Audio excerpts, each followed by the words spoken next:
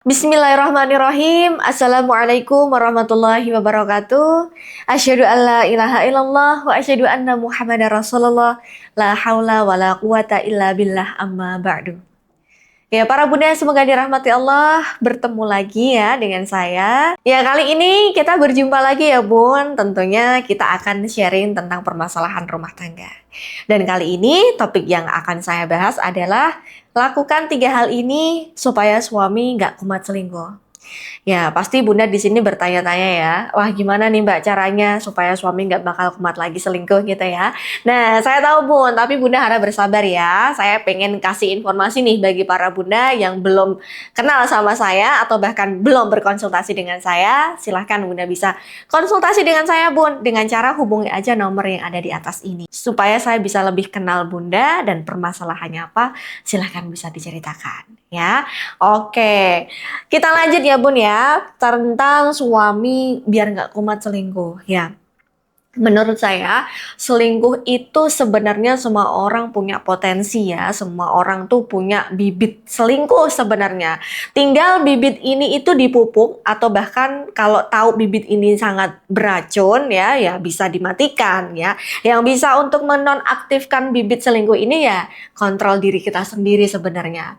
Tapi ketika kita sudah menjadi suami istri, nah kita harus saling berperan, kita harus saling support satu sama lain untuk mematikan virus atau bibit racun selingkuh yang ada di dalam diri kita masing-masing ini ya.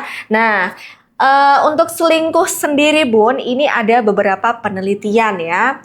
Bunda bisa lihat di layar, sudah saya tuliskan di situ tentang penelitian yang membahas soal perselingkuhan ini. Suami yang pernah selingkuh dan mengaku taubat itu masih tetap rawan untuk mengulangi kesalahannya jika tidak ada upaya serius dari pihak istri untuk menjaga dan menguatkan fondasi rumah tangga. Jadi berkesinambungan ya Bun ya, ketika virus atau bibit selingkuh ini kambuh ya dalam diri suami, siapa yang mau merawat suami, siapa yang mau mengentaskan dia, siapa yang mau bikin dia sadar kalau nggak istrinya. Jadi kalau suami di sini selingkuh, kenapa istri yang harus berikhtiar? Ya memang logikanya seperti itu. Suami sedang sakit. Nah kalau suami sedang sakit seperti ini, siapa yang mau merawat? Siapa yang mau menyembuhkan kalau nggak istrinya? Itu kenapa para istri yang datang ke saya kebanyakan mengeluh, Mbak, kenapa sih Mbak suami yang selingkuh, saya di sini yang tersakiti, kok saya yang berikhtiar? Nah jawabannya seperti itu ya Bun. Dan ikhtiar rasa sakit hati yang Bunda alami itu insya Allah akan terbayarkan. Waduh, kalau suami sudah pernah selingkuh, artinya bisa kambuh lagi dong, Mbak. Bunda, itu bukan berarti saya menakut-nakuti Bunda ya. Di sini saya pengen warning aja sama Bunda. Kalau bibit ini bisa suatu saat nanti bisa kambuh. Makanya saya mengajak para Bunda untuk ayo Bun, kita bersinergi, kita sama-sama untuk fokus untuk mematikan bibit perselingkuhan itu supaya nggak kambuh lagi ya. Tapi memang faktanya ini perlu saya sampaikan untuk Bunda, karena ini bagian juga dari ilmu. Jadi kita menangkapnya, oh ternyata selingkuh ini bisa kambuh ya. Oke, jadi saya harus berikhtiar bagaimana caranya perselingkuhan ini mati dan nggak kambuh lagi. Nah, mikirnya ke situ ya Bun ya. Oke.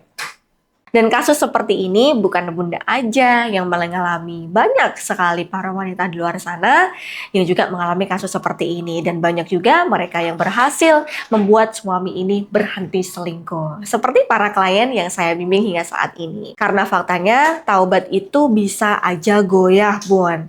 Ya, jika hati suami ini masih lemah dan ikatan batin di dalam rumah belum cukup kuat untuk membuatnya kembali tenang dan setia.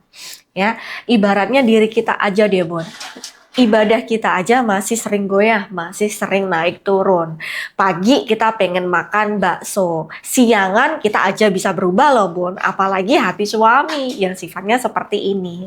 Ya, oke. Jadi sekarang kita fokus bagaimana caranya menjaga agar suami yang pernah selingkuh agar nggak kumat lagi atau nggak tergelincir lagi ke kesalahan yang sama. Alias kita bikin suami untuk taubat selingkuh ya. Caranya bagaimana Mbak? Oke, saya di sini akan bagikan 3 langkah penting yang bisa Bunda terapkan dalam kehidupan sehari-hari.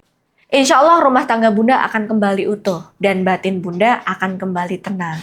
Aura Bunda dan suami akan kembali selaras dan satu sama lain insya Allah akan saling mengerti dan melengkapi. Ya.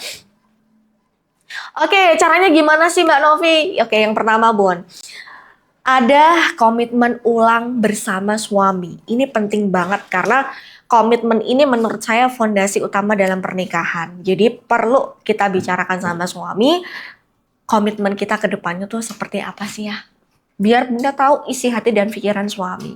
Biasanya kalau suami ada itikat baik untuk membangun hubungan kembali, memperbaiki hubungan kembali, suami akan mau ngomong kok Bun. Saya pengennya tuh begini. Saya nggak pengen kamu mengulangi kesalahan kamu lagi. Kesalahan yang mana? Nah, Bunda harus open mind di situ ya. Bunda harus terbuka. Kesalahan yang mana sih ya? Akui dulu. Ikuti alurnya suami dulu. Aku nggak suka kalau kamu terlalu fokus berkarir misalnya. Atau aku nggak suka kalau kamu terlalu banyak waktu di luar daripada di rumah. Misalnya seperti itu. Nah, Bunda harus terima. Ya ya, maafin Bunda ya. Insya Allah nanti ke depannya Bunda akan menurut kata-kata ayah dan aku akan ikuti kata-kata ayah. Nah, seperti itu Bun. Temukan solusi bersama. Enaknya gimana? Bunda juga harus begitu. Bunda pengen suami ini ke depannya seperti apa? Misalnya terbuka. Nah, terbuka ini juga Bunda perlu jelasin. Terbuka dalam hal apa? Misalnya finansial. Ya, kalau selama ini suami kurang terbuka dalam hal itu, Bunda bisa ngomongin. Tapi ya, Bunda juga punya unek-unek loh sama ayah. Bunda pengen ke depannya ayah terbuka sama Bunda.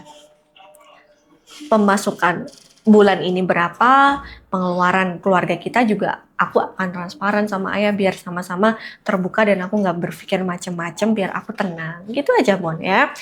Yang kedua, supaya suami tidak mudah tergoda dengan wanita lain, suami ini butuh dipuasin egonya.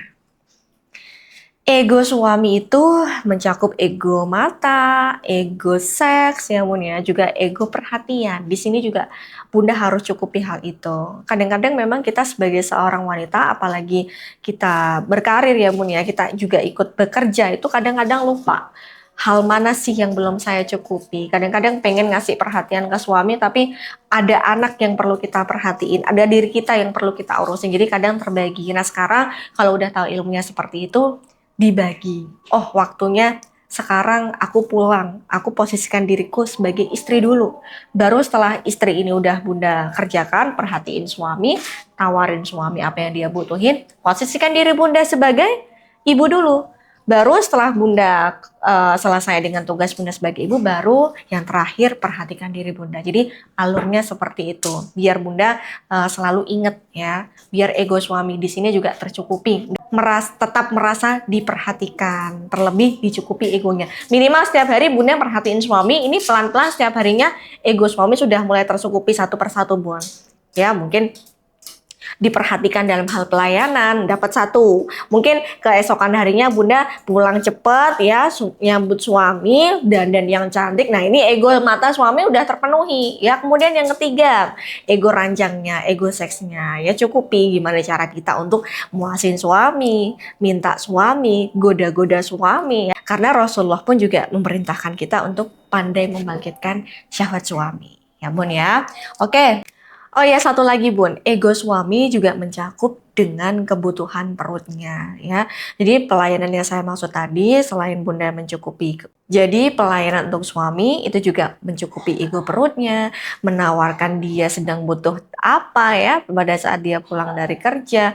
Jadi tunjukkan versi terbaik Bunda untuk melayani suami. Pastikan pelayanan Bunda ini sesuai dengan keinginan dan harapan suami, biar ngena di hati suami. Ya. Dan yang ketiga Bun, sibukkan suami dengan hal positif supaya suami tidak ada celah lagi untuk menemui pelakor. Maksudnya gimana nih Mbak Novi?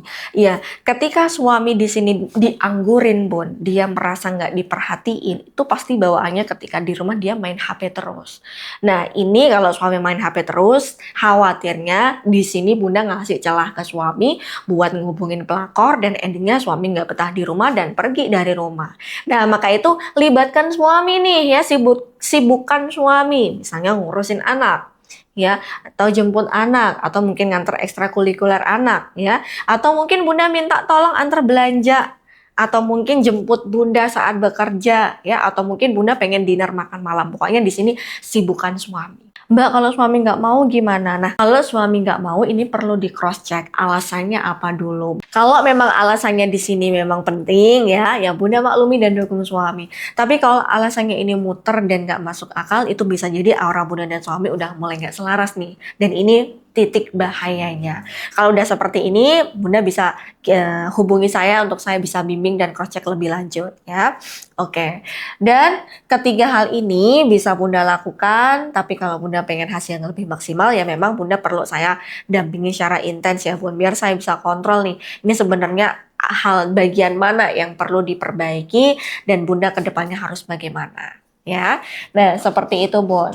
Jadi kesimpulannya, kalau Bunda pengen suami di sini taubat selingkuh dan gak kambuh selingkuh lagi, kuncinya satu, kunci hati suami. Bikin suami ini nyaman dan betah sama Bunda, dan pastikan aura Bunda dan suami ini selaras terus. Ya, kalau Bunda kesulitan dalam hal itu, insya Allah Bunda bisa hubungin saya biar saya bisa dampingin Bunda. Biar Bunda gak sendirian dalam berikhtiar. Oke?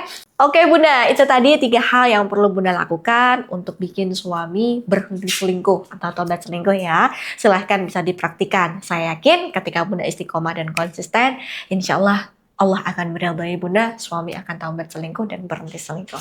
Apabila Bunda masih kesulitan atau ada yang mau ditanyain ke saya, boleh sekali menghubungi saya di nomor yang ada di atas ini. Oke, baik. Itu tadi yang bisa saya sampaikan. Semoga bermanfaat untuk para Bunda. Saya Mbak Novi, saya pamit mohon undur diri. Akhirul kalam, wabillahi taufiq wal hidayah. Assalamualaikum warahmatullahi wabarakatuh.